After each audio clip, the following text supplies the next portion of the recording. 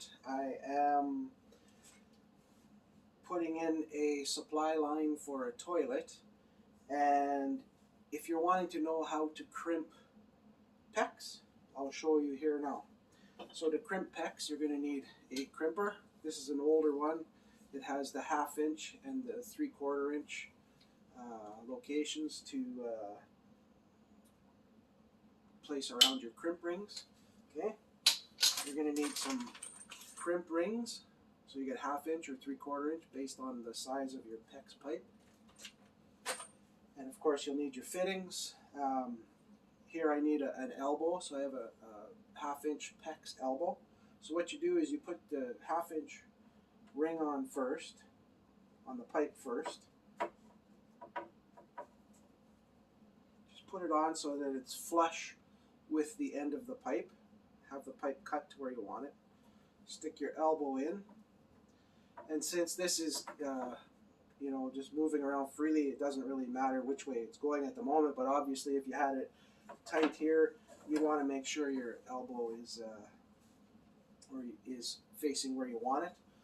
But I can't get at it to crimp there, so I'm doing it this way.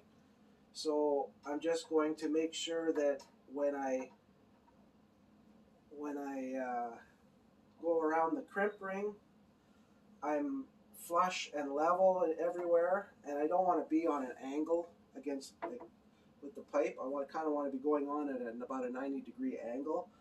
Keep it as flat as possible, and then just squeeze. Boom, that's it. Take it off.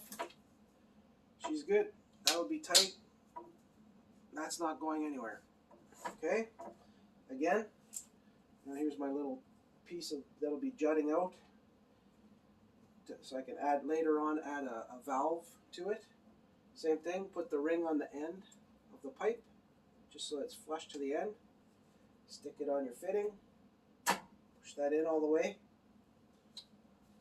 Take your crimp ring, or your crimper I should say, sorry.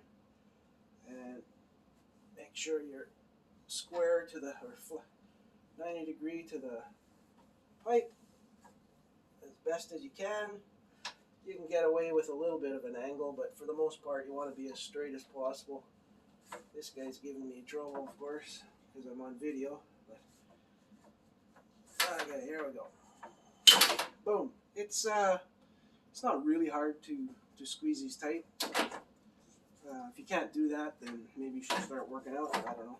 Or get someone that could do it for you. How's that? A lot of times when you've crimped it and there's going to be a problem, you're going to see a marking on the crimp ring where you've actually done that with the crimper, and mine looks good. It's not going anywhere. Now I'm going to put a cap on here so that when I connect the other end to the water supply, I don't have water going everywhere.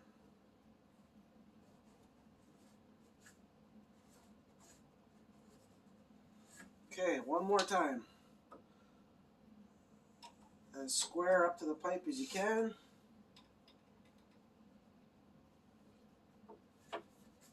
And then squeeze. Done. Okay, now I just have to attach this. That's it. It's pretty easy. So you need crimp rings based on the size of your pipe. Obviously fittings, and most important, a crimper. I got this one at a Canadian Tire store in Canada here. You can buy them anywhere, Home Depot, Lowe's, anywhere.